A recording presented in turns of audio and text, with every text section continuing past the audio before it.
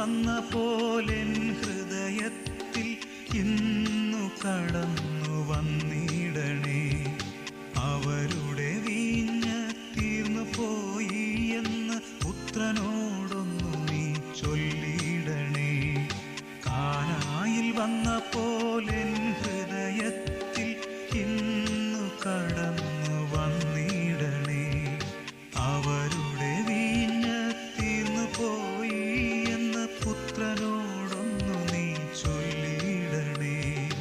അമ്മേ അമ്മേ അമ്മേ അമ്മേ, കുരിശിൽ നിന്നെന്ന് ഞാനീ സ്വരം കേട്ടു.